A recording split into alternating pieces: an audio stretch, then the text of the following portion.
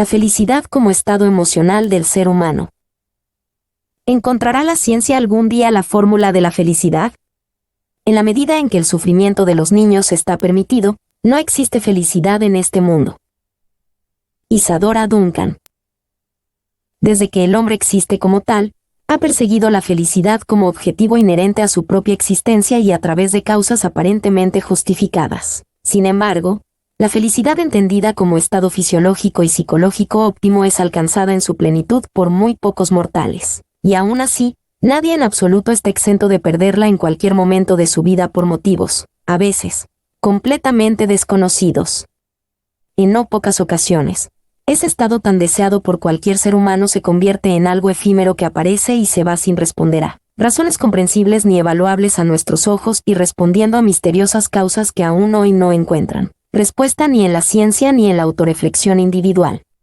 Partiendo de un patrón fisiológico óptimo, asociando este fundamentalmente al funcionamiento correcto del sistema hormonal, y una base psicológica óptima, asociada a esta a la ausencia de patologías de orden psíquico, podemos intentar aproximarnos a cuáles podrían ser los parámetros implicados en esa matriz tan extraña e indefinida que es la felicidad, ya que si bien puede aparecer por motivos misteriosos enterrados en lo más profundo de nuestro cerebro, es muy posible que no se encuentre completamente desligada a determinados factores identificables.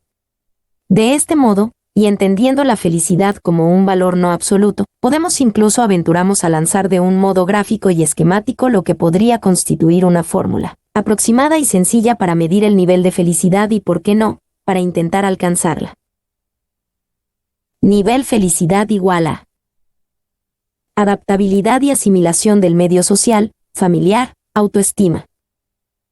Romper ideales, superación de fracasos. Plasticidad cerebral. Capacidad de generar felicidad ajena en seres queridos y percepción de esta respuesta. Empatía. Persecución constante de objetivos como ejercicio de enriquecimiento personal. Realizarse como persona, dedicación con entrega. Apasionado. Dependencia hacia factores exógenos de tipo económico, social, afectivo, etc. Plasticidad cerebral y adaptabilidad. Como podrán ver en esta, sencilla, fórmula intervienen factores de muy diverso orden. En relación con la primera variable a la que podríamos denominar adaptabilidad ambiental, subrayo el concepto de plasticidad cerebral como principal mecanismo para llevar a efecto la adaptabilidad del individuo al medio. La plasticidad alude a la capacidad única del cerebro de modificar su propia estructura anatómica y que conforma al cerebro como un sistema dinámico con cierta capacidad de autoorganización. Dicha capacidad responde no solo a las propiedades físico-químicas de su estructura neuronal, sino también a los procesos cognitivos exógenos que tienen lugar durante su formación. A pesar de que estos procesos de aprendizaje destinados a la formación de nuestro cerebro puedan presentar mayor influencia en ciertos tramos de la vida, principalmente durante la infancia, debemos admitir que, aún en menor medida, la formación de nuestro sistema nervioso central es continuada y no concluye hasta el mismo día de su muerte. Factores como adaptabilidad al entorno laboral, familiar, social, aceptación de nosotros mismos y nuestros defectos, superación de fracasos y objetivos fallidos por causas ajenas o no, y la rotura de ideales y esquemas preestablecidos, son factores directamente condicionados a la plasticidad de nuestro cerebro. Por ello, una gran parte de nuestra felicidad estará marcada por esta propiedad congénita y adquirida de nuestro órgano más complejo, que nos permitirá en casos de necesidad la reprogramación de determinados circuitos neuronales para evitar posibles obstáculos en nuestro trayecto constante hacia la felicidad. Empatía. Vivir en el cerebro del prójimo. En este sentido se han llevado a cabo experimentos muy curiosos. Por ejemplo, mediante la aplicación de descargas eléctricas a individuos ante la presencia de sus cónyuges, hijos o seres con fuertes lazos afectivos. En dichos experimentos, los sujetos que no recibían la descarga eléctrica afirmaban recibir también un shock de tipo eléctrico de origen psicógeno. Las respuestas fisiológicas obtenidas en ambos individuos, el que recibe la descarga real y el que lo presencia, son simultáneas y algo más que similares, prácticamente idénticas. De dicho experimento podemos extraer dos datos relevantes. El primero es la estrecha conexión entre dos respuestas con orígenes totalmente diferentes: la respuesta a un desencadenante fisiológico y la respuesta a un desencadenante psicogénico. El segundo dato, quizá el que más nos interesa para el tema aquí tratado, nos aporta una idea de la importante repercusión que los estados emocionales experimentados por nuestros seres más allegados puede tener sobre nosotros y por ende, sobre nuestra propia felicidad.